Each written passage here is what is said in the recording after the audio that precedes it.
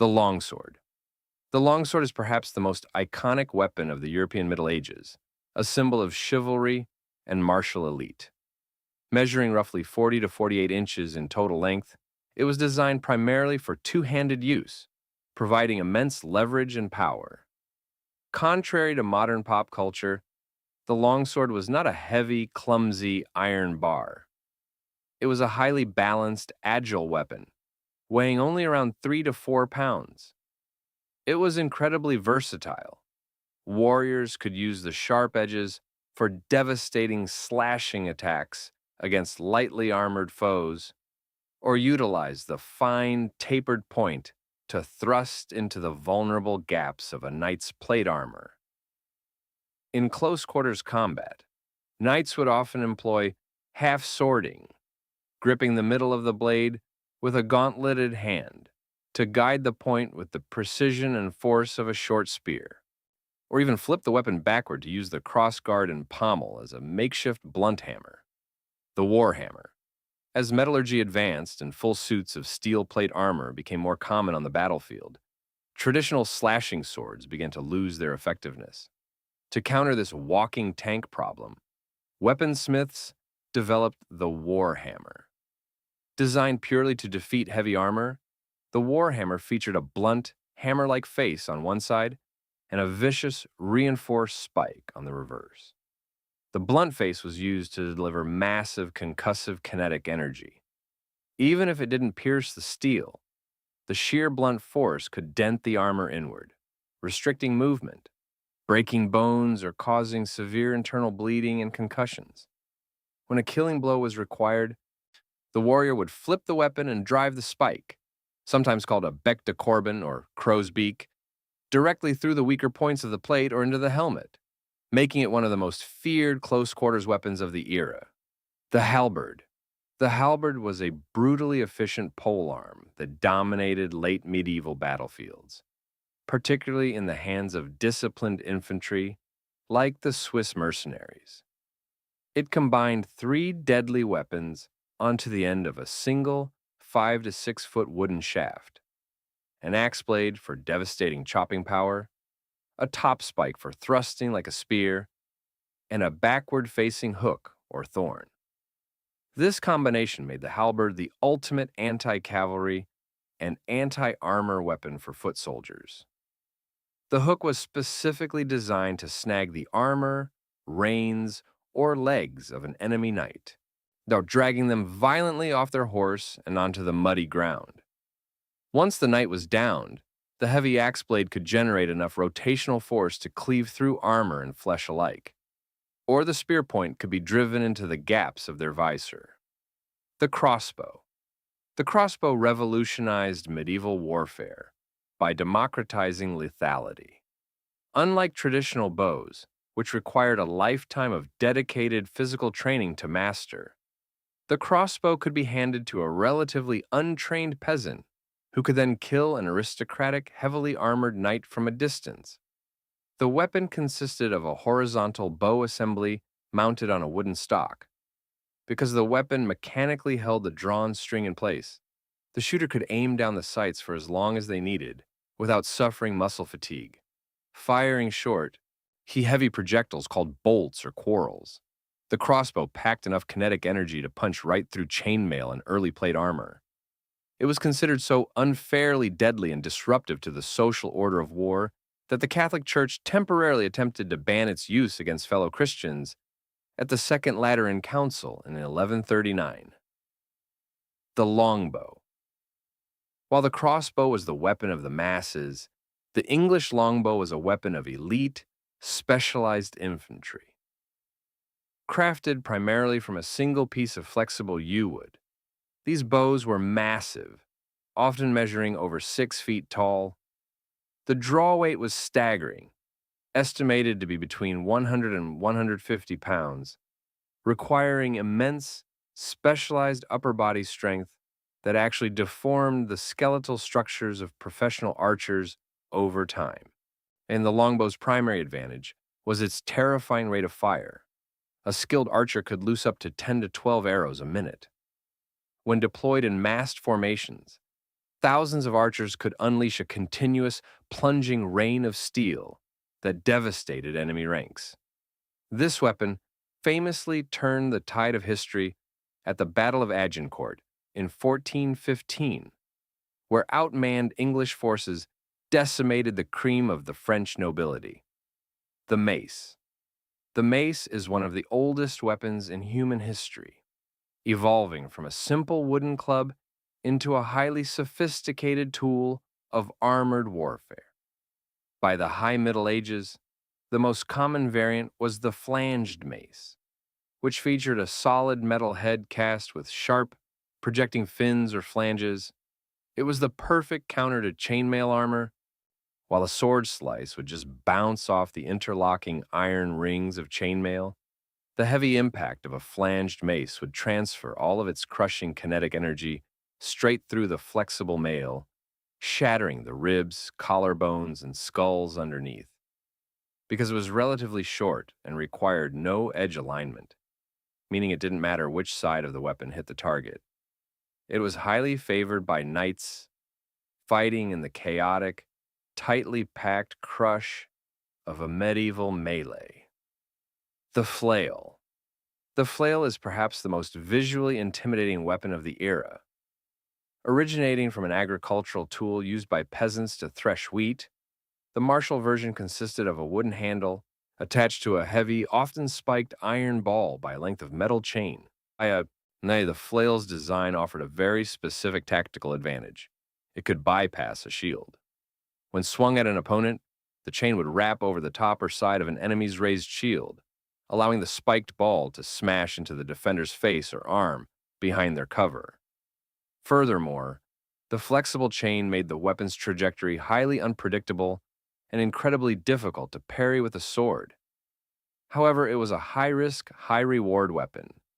It required immense skill to wield, without the user accidentally striking themselves or their allies in the chaos of battle. The battle axe. Long before the intricate plate armor of the late Middle Ages, the battle axe ruled the shield walls of the early medieval period. Most famously utilized by Viking raiders and Anglo-Saxon housecarls, weapons like the broad-bladed Dane axe were absolute engines of destruction. Unlike a sword, the weight of an axe is concentrated entirely at the head, meaning the shaft acts as a massive lever.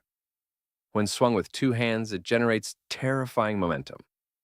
A solid strike from a heavy battle axe could easily cleave through a wooden shield, shatter a helmet, or sever a limb in a single blow. Despite its brutal reputation, a well-forged battle axe was surprisingly thin in cross-section behind the cutting edge, making it much lighter and faster than it appeared, allowing warriors to hook enemy shields and pull them out of the way before delivering a fatal strike. The dagger. While massive polearms and swords dominated the open field, the dagger was the grim, silent finisher of the medieval battlefield. The knights and foot soldiers alike carried them as secondary, backup weapons. As armor became more comprehensive, combat often devolved into brutal, close-quarters wrestling matches. When two armored knights grappled each other to the muddy ground, swinging a sword became impossible. The fight was then decided by the dagger. Variants like the rondel or the stiletto featured stiff, narrow, needle-like blades that lacked cutting edges but were structurally rigid enough to be driven with full body weight into the tiny, unarmored gaps of an opponent's suit, such as the armpits, the groin, or through the eye slit of a visor. These daggers were sometimes known as the misericord, or the stroke of mercy, used to deliver a final fatal blow to a severely wounded enemy. The pike. The pike is proof that sometimes, the simplest idea is the most devastating. Essentially an extremely long spear measuring anywhere from 15 to 20 feet, the pike was useless in single combat, but unstoppable in formation. Infantrymen would form tightly packed blocks, known as a pike square or schiltron, creating an impenetrable, bristling wall of steel points. This formation completely neutralized the dominant force of the medieval battlefield, the heavy cavalry charge. Horses simply would not charge into a solid wall of spikes. The reach advantage meant that multiple rows of pikemen could engage the enemy simultaneously before the enemy could even get close enough to swing their swords. The resurgence of massed pike formations in the late Middle Ages marked the beginning of the end for the aristocratic knight, returning battlefield dominance to disciplined, common infantry. The Morning Star, often confused with a mace or a flail, the Morning Star was a distinct and brutally effective weapon in its own right. It consisted of a solid shaft, sometimes wood, sometimes metal, topped with a heavy spherical head equipped with dozens of prominent, razor-sharp spikes. It combined the crushing blunt force trauma of a mace with the puncturing capability of a spear. The blunt weight would dent armor and shatter bones, while the cruel spikes would bite into wood shields, rip through leather, and puncture chainmail. It was an incredibly savage weapon that required very little finesse to use effectively. A simple, powerful downward swing was all that was needed to cause catastrophic, often fatal injuries to a heavily armored foe, and the throwing axe. Before the lines clashed in brutal hand-to-hand combat, early medieval warriors utilized the throwing axe to break the enemy's resolve. The most famous of these is the Francisca, utilized heavily by the Frankish and Germanic tribes. These axes featured a distinct, arching head and were perfectly balanced for flight. Warriors would hurl these weapons in massive volleys from a short distance just seconds before charging into the enemy shield wall. Even if the axe didn't kill an enemy directly, its heavy wedge-shaped head would frequently embed itself deeply into an opponent's wooden shield. The sheer weight of the stuck axe would render the shield too heavy and unbalanced to hold up, forcing the enemy to drop their primary defense just as the charging warriors slammed into their lines with swords and spears. But the spear, while swords were glorified in songs and tapestries, the spear was the true king of the medieval battlefield. It was arguably the most common and most important weapon in human history. The reasons were simple. It was incredibly cheap to produce, requiring very little iron compared to a sword, and it was highly effective with minimal training. The spear gave the wielder a massive reach advantage, allowing them to keep axemen and swordsmen at bay.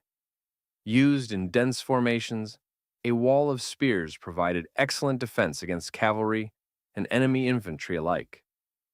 Furthermore, it was highly versatile. It could be used defensively behind a shield wall, thrust overhand into an enemy's face, or even thrown as a projectile. From peasant levies to elite guards, the spear was the backbone of every medieval army. To the arbalist. As armor plating became thicker and stronger in the late Middle Ages, the standard wooden crossbow needed a massive upgrade to remain lethal. Enter the arbalist. This was a heavy, specialized variant of the crossbow that replaced the wooden or composite bow prod with a solid piece of tempered steel. The draw weight of an arbalist was so immense, often exceeding 1,000 pounds of tension, that a human could not possibly draw it back by hand. Instead, operators had to use mechanical devices like a windlass, a system of pulleys and cranks, or a cranaquin, a rack and pinion gear, to pull the string back. While this made the arbalist agonizingly slow to reload, it fired heavy bolts with terrifying armor-piercing kinetic energy that could easily punch clean through the heaviest steel breastplates of the era. Then the scimitar. While heavy straight swords dominated Europe, the battlefields of the Middle East and Asia were ruled by the scimitar. This distinct, deeply curved blade was an absolute masterpiece of martial engineering, specifically designed for the fluid, fast-paced nature of light cavalry warfare. When striking from horseback, a straight sword has a tendency to embed itself in the target, which can jar the rider or wrench the weapon from their grip. The curved edge of the scimitar, however, naturally facilitates a draw cut. As the blade hits the target, the curve allows it to slice cleanly through the flesh and slide right off, maximizing the depth of the wound while allowing the rider to maintain their speed and momentum without getting stuck. Lightweight, incredibly sharp, and perfectly balanced. The scimitar was a devastatingly elegant tool of war,